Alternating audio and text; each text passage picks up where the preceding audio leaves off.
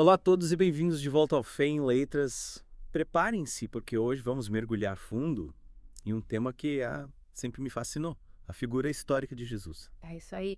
E para nos guiar nessa jornada, vamos nos basear no livro Fabricando Jesus, como os estudiosos modernos distorcem os evangelhos. Uau, que título instigante! É do renomado pesquisador Craig Evans. Conheço, já li alguns artigos dele, um cara brilhante. E o que vamos explorar exatamente com esse livro? Lá ele coloca em questão a confiabilidade dos chamados evangelhos extracanônicos, sabe? Sim, aqueles que não entraram no cânon do Novo Testamento. Exatamente, tipo o evangelho de Tomé, de Pedro, de Egerton. Muita gente os vê como uma espécie de verdade oculta, sabe? Sim, sim. Revelações bombásticas que a igreja teria tentado esconder. Essa ideia é bem popular. Mas Evans argumenta que esses textos, na verdade, surgiram bem depois dos evangelhos do Novo Testamento. Interessante. Então, em vez de revelações perdidas, seriam mais como? Como reflexos de ideias teológicas que se desenvolveram mais tarde na história do cristianismo. Compreendo. Então, a data de composição desses evangelhos é crucial para entendermos o que eles realmente representam. Sem dúvida. E Evans nos dá exemplos específicos. Ele menciona o Evangelho de Tomé, que provavelmente se originou na Síria, não antes do final do século VII, bem depois dos evangelhos canônicos. Nossa, realmente bem depois. E o Evangelho de Pedro, com aquela imagem, um tanto quanto inusitada de uma cruz que fala, pode ser ainda mais tardio, do século IV ou vem. Uma cruz que fala, uau, isso é no mínimo curioso. Mas me diga, por que esses evangelhos posteriores ganharam tanta atenção se foram escritos tanto tempo depois? O que a data de composição nos diz sobre as afirmações deles? É uma pergunta que vale a pena a gente se aprofundar, né? Afinal, se esses textos surgiram num contexto bem posterior à vida de Jesus, será que podemos considerá-los fontes confiáveis para reconstruir a história dele? Faz sentido. E por falar em reconstruir a história de Jesus, lembro de uma teoria que dizia que ele seria um filósofo cínico. Essa teoria era bem popular há um tempo, né? Sim, sim. A ideia era que Jesus teria sido influenciado pelo cinismo, né? Uma filosofia que pregava a vida simples, a rejeição dos bens materiais. E a crítica aos costumes sociais. Isso. E essa teoria se baseava em algumas similaridades entre os ensinamentos de Jesus e essa filosofia.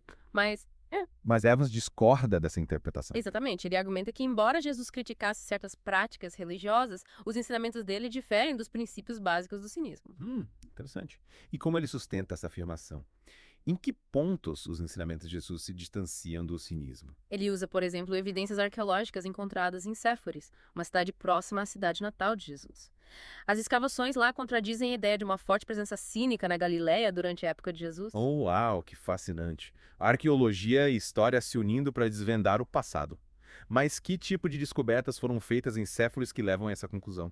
Bom, os arqueólogos encontraram pouquíssimos ossos de porco nas camadas que datam de antes do ano 70 DC. O que é intrigante, né? Já que o consumo de carne por cor era comum entre os não-judeus. Exatamente. Seria um indício de que a população de Séforis naquela época era predominantemente judaica e seguia as leis e costumes do judaísmo. Afinal, a religião judaica proíbe o consumo de carne de porco, né? Isso mesmo. E tem mais, a abundância de vasos de pedra também reforça essa hipótese. Vasos de pedra. Qual a relação deles com a cultura judaica? Para os judeus, vasos de pedra, ao contrário dos de cerâmica, não se tornavam impuros com tanta facilidade. Entendi. É. E a presença de inúmeras mikvoth, piscinas de imersão ritual, em Séforis, também só confirma a observância das leis de pureza judaicas, né? Sem dúvida. Ou seja, a própria arqueologia desmonta a imagem de Jesus como um cínico desprendido de tradições religiosas.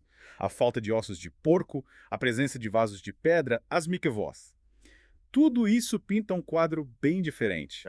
E esses achados nos levam a crer que Jesus estava inserido num contexto profundamente judaico, o que nos leva a questionar a influência do cinismo nos ensinamentos dele. E aí, o que você, nosso ouvinte, acha? Como essas descobertas arqueológicas podem desafiar ou confirmar as narrativas históricas? Estamos de volta para a segunda parte do nosso mergulho em Fabricando Jesus.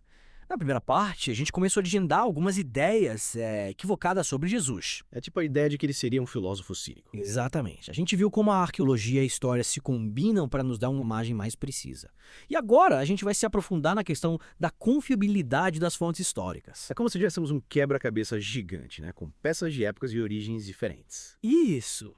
E a gente precisa saber quais peças realmente se encaixam para formar a imagem correta. E Evans, ele mostra como alguns estudiosos usam fontes, digamos, duvidosas e métodos históricos questionáveis também. É como tentar montar um quebra-cabeça usando peças de outro jogo. Exato. A imagem final até pode ser interessante, mas não vai ser a representação verdadeira.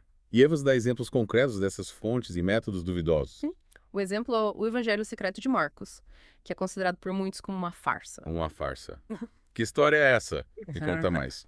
A história começa nos anos 50 com a descoberta de uma carta atribuída a Clemente de Alexandria, um teólogo importante do século VI. Sei. Essa carta mencionava uma versão secreta do Evangelho de Marcos, com elementos místicos, sabe? Que não tem uma versão canônica. Ah, entendi. E essa descoberta causou um alvoroço entre os estudiosos. Imagino. Mas, anos depois, com análises mais apuradas, concluiu-se que a carta era falsa. Nossa, uma falsificação. Incrível como a descoberta assim pode gerar tanta especulação, né? Mas quem teria interesse em criar um texto falso desses? E por quê? É uma pergunta que ainda intriga os pesquisadores. Alguns acreditam que o autor queria apresentar uma versão de Jesus mais próxima das suas próprias crenças. Entendi. Mais mística, talvez. Faz sentido. Outros sugerem que a intenção era só causar polêmica, sabe? Também é possível. De qualquer forma, o Evangelho Secreto de Marcos serve como um alerta, né? Sim, com certeza. Pra gente ter cuidado com as fontes históricas. Não dá para aceitar tudo que lemos como verdade absoluta. E Evans também aborda outras teorias que não se sustentam. Sim, ele critica, por exemplo, as teorias de que Jesus teria se casado com Maria Madalena ou que ele teria sobrevivido à crucificação. Essas teorias são bem populares, né? Mas parece que elas não têm base histórica sólida. Isso mesmo, são especulações. E aí, como a gente faz para separar o que é fato do que é ficção? Em um mundo com tanta informação disponível. É um desafio e tanto, né? Mas Evans dá algumas dicas importantes. Primeiro, a gente deve sempre considerar a data de composição dos textos. Ah, sim. Textos mais antigos tendem a ser mais confiáveis, né? Exatamente. Afinal, com o passar do tempo, a história pode se perder em meio a interpretações e releituras. É como um telefone sem fio. A mensagem inicial pode se transformar completamente ao longo do caminho. Perfeito. É por isso que a data de composição é tão importante. Outro ponto é analisar o contexto histórico e cultural do texto. Ou seja, a gente não pode interpretar textos antigos com nossa mentalidade moderna. Exato. É como tentar entender um poema de amor do século XVIII usando a linguagem do século XXI. É verdade, a gente precisa se transportar para o passado, né? Isso. E por fim, a gente deve estar atento à intenção do autor. Todo texto tem um propósito, uma mensagem que o autor quer transmitir. Então, basta ler o texto por cima. A gente precisa investigar quem escreveu, quando, em que contexto e com qual intenção. Exatamente. É um verdadeiro trabalho de detetive. E é esse trabalho que Evans nos convida a fazer. Ele mostra que a pesquisa histórica exige cuidado, rigor e honestidade intelectual. Sem dúvida. E essa honestidade intelectual é fundamental, né? A gente precisa estar aberto a rever as nossas próprias crenças, Sim. à luz de novas evidências. E de uma análise crítica dos fatos. Isso. E Evans, com o livro Fabricando Jesus, nos dá ferramentas para a gente ser leitores mais críticos, mais conscientes. É um convite ao mergulho profundo em busca da verdade histórica, né? Exatamente, sem preconceitos, sem ideias preconcebidas. Chegamos à parte final do nosso mergulho em Fabricando Jesus. Nas partes anteriores, a gente desconstruiu alguns mitos sobre Jesus, exploramos a questão das fontes históricas, aprendemos a ter um olhar mais crítico. Mas e aí? Depois de desmistificar tanta coisa, qual a imagem de Jesus que emerge de uma análise histórica séria e responsável? O que a gente pode realmente afirmar sobre ele a partir das evidências? Essa é a pergunta central que Evans busca responder no livro. Ele nos apresenta um Jesus firmemente enraizado no judaísmo do século IV. Um Jesus histórico contextualizado. Exatamente. Um pregador carismático que anunciava a chegada do reino de Deus, um conceito central nos ensinamentos dele. E essa mensagem, ela despertava admiração, mas também oposição. Jesus não era uma figura passiva, ele desafiou as autoridades da época. Um Jesus que incomodava o status quo. Sem dúvida. E Evans ressalta que os ensinamentos de Jesus, embora profundos, não surgiram do nada.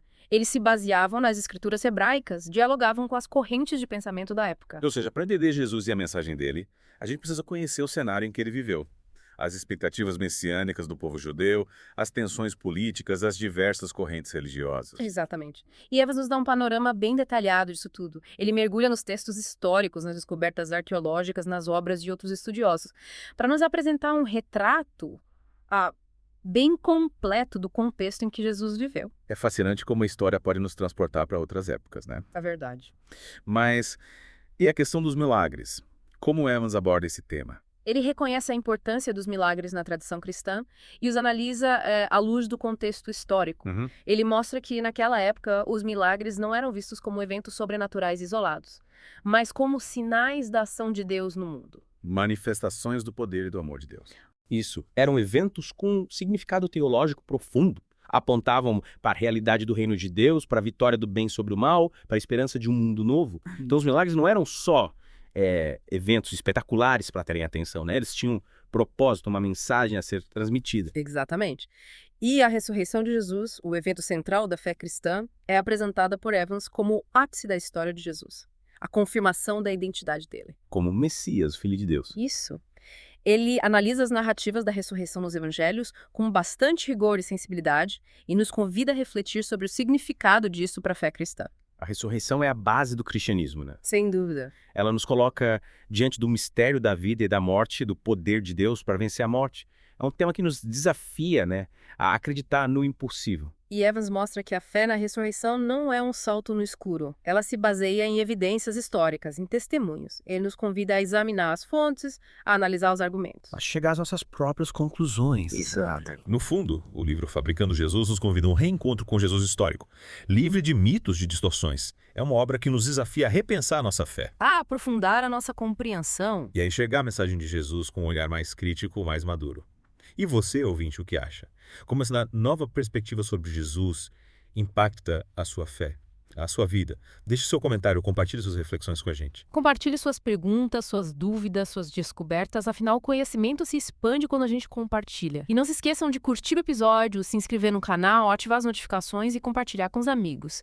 Convide-os para esse mergulho no mundo de Jesus. Até a próxima e boas leituras. Esperamos que tenham gostado. Até a próxima, Contiras.